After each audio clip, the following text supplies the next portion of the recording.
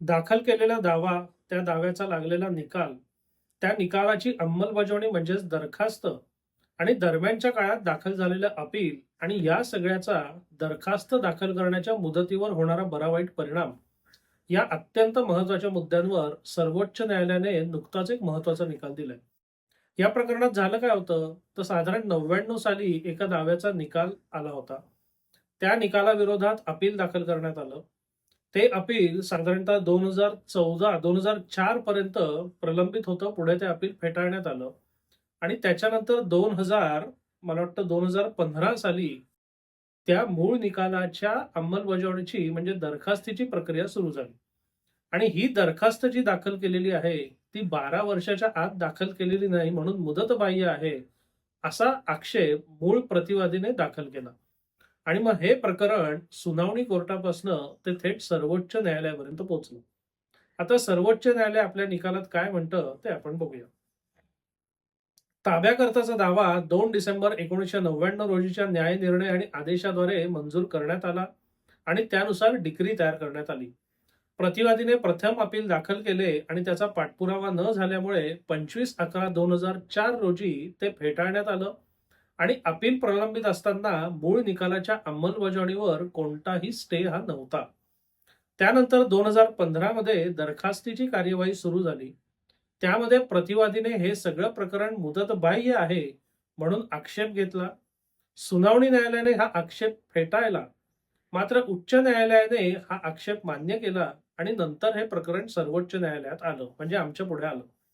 उच्च न्यायालयाने असं ठरवलेलं आहे की केवळ अपील दाखल केल्यामुळे डिक्रीच्या अंमलबजावणीची करण्याची क्षमता किंवा अंमलबजावणी योग्यता बाधित होत नाही. जोपर्यंत अपील न्यायालयाने डिक्रीच्या अंमलबजावणीस स्थगिती दिलेली नाही, तोवर अशी कोणतीही बाधा होत नाही.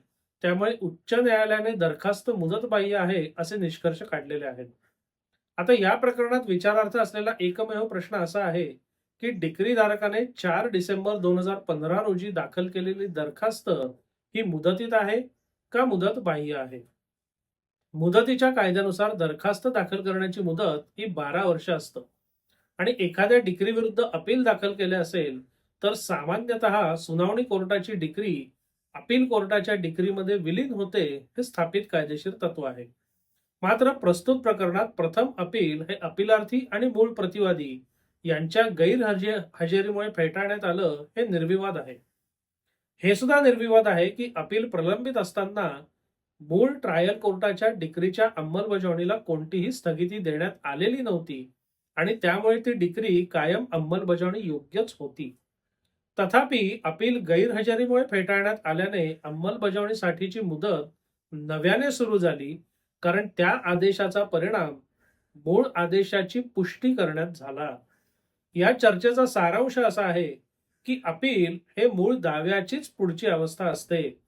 त्यामुळे ट्रायल कोर्टाच्या आदेश किंवा डिक्री विरुद्ध दाखल केलेले अपील जर गुणदोषांवर निर्णय न देता प्राथमिक किंवा तांत्रिक कारणास्तव फेटाळण्यात आले, तरी देखील अशा अपिलाच्या अंतिम निकालामुळे त्या आदेश किंवा डिक्रीच्या अंमलबजावणीसाठी नव्याने मुदत सुरू व्हायला आधार निर्माण होत असतो.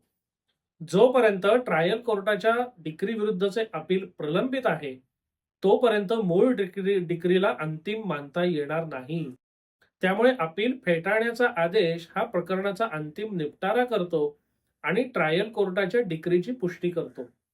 अपील जरी गैरहजेरीमुळे किंवा खटला चालवण्यासाठी पाठपुरावा न केल्यामुळे फेटाळले गेलं असलं, तरी सुद्धा ही परिस्थिती कायम राहते. त्यामुळेच दिनांक 3/12/99 रोजीच्या डिक्रीच्या अंमलबजावणीसाठी मर्यादेची मुदत अपील फेटाळण्यात आलेल्या दिनांक 25/11/2000 पासून 12 वर्ष जर आपण मोजली, तर ही दरखास्त जी दाखल केलेली आहे ती 4/12/2015 रोजी दाखल केलेली असल्याने मुदतीत दाखल केली आहे असंच आपल्याला म्हणता येतं. न्यायालयांनी मुदतीच्या बाबतीत अति तांत्रिक दृष्टिकोन स्वीकारणे टाळले पाहिजे.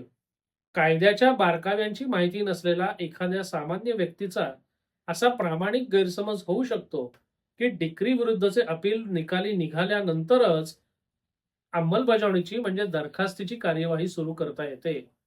तसेच एखादा वकीलही सद्भावनेने आपल्या पक्षकाराला अपिली कार्यवाही अंतिमरित्या संपल्यानंतरच अंमलबजावणीची म्हणजे दरखास्तीची प्रक्रिया सुरू करण्याचा सल्ला देऊ शकतो.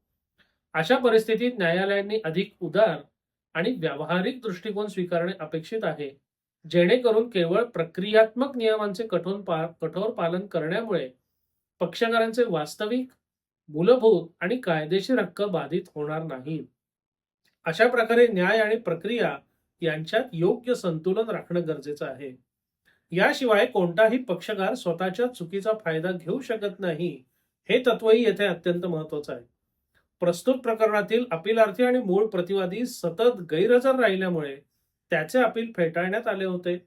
अशा प्रकारच्या स्वतःच्या कृतीमुळे निर्माण झालेल्या परिस्थितीचा फायदा घेण्याची परवानगी त्याला देता येणार नाही.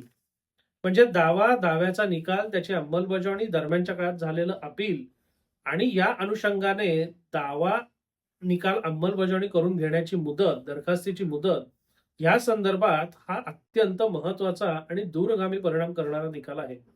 या निकालाने नेमकं स्पष्ट काय केलंय, की एखादा निकाल झाला, त्याच्याविरुद्ध अपील झालं आणि त्या अपिलाचा कोणत्याही कारणास्तव जरी निकाल आला, तरी त्या निकालाच्या दिनांकापासून 12 वर्षाची मुदत ही पुन्हा सुरू होते. म्हणजे एखादं अपील दाखल झालं, की त्याच्या मूळ आदेशाच्या अंमलबजावणीची जी मुदत आहे, ती मूळ आदेशाच्या दिनांकापासून न मोजता अपीलाच्या आदेशापासून मोजणं अत्यंत गरजेचं आहे आणि कायदेसंमत आहे. पण याच्यात एक गंमत अशी, की जे या प्रकरणात सुद्धा घडलं होतं, की कोणत्याही अपिली न्यायालयाने मूळ आदेशाला केव्हाही स्थगिती दिलेली नव्हती. त्यामुळे स्थगिती नसताना अंमलबजावणी का करून घेतली नाही, हा एक मोठा प्रश्नच आहे. यात पक्षकारांची चूक आहे का वकिलांची चूक आहे का न्यायालयाने म्हणल्याप्रमाणे सद्भावनेमुळे हे करणं त्यांनी टाळलं, हे आपल्याला कळायला काही मार्ग नाही. पण एक मात्र नक्की, की आपल्या बाबतीत जर अशी परिस्थिती उद्भवली, तुम्ही वादी असाल, तुमच्या बाजूने निकाल झाला असेल, त्याच्यावर अपील झालं असेल आणि अपीलामध्ये मूळ आदेशाच्या अंमलबजावणीवर स्थगिती नसेल, तर अपीलाचं काय होतं नाही होतं याच्याकडे वाट बघण्यापेक्षा मूळ आदेशाच्या अंमलबजावणीकरता दरखास्त वेळेत दाखल करणं हे केव्हाही श्रेयस्कर. कारण असे पुढे जेव्हा गुंतागुंतीचे प्रश्न होतात, तेव्हा ते या आदेशाप्रमाणे सुटू शकतात. पण प्रश्न निर्माण होऊन देणं आणि ते सोडवणं, याला काही शहाणपणा म्हणता येणार नाही. प्रश्न निर्माणच होऊन न देणं, हा खरा शहाणपणा ठरेल.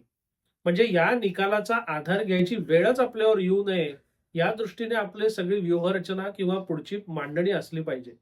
म्हणून तुमच्या बाजूने जर निकाल झाला असेल, अपील असेल, स्थगिती नसेल, तर ताबडतोब दरखास्तीची कार्यवाही सुरू करा. ज्यांच्या प्रकरणांमध्ये अशी मिळती-जुळती परिस्थिती आहे, की अपील दाखल केल्यामुळे ते प्रकरण लांबलंय आणि त्यांना आता दरखास्त दाखल करायची आहे, तर त्यांना या निकालात स्थापित तत्वाचा निश्चितपणे फायदा घेता येईल. या प्रकरणाचे तपशील तुम्हाला डिस्क्रिप्शनमध्ये मिळतील. हा विषय, हा व्हिडिओ, हा निकाल तुम्हाला कसा वाटला? अवश्य कळवा. धन्यवाद.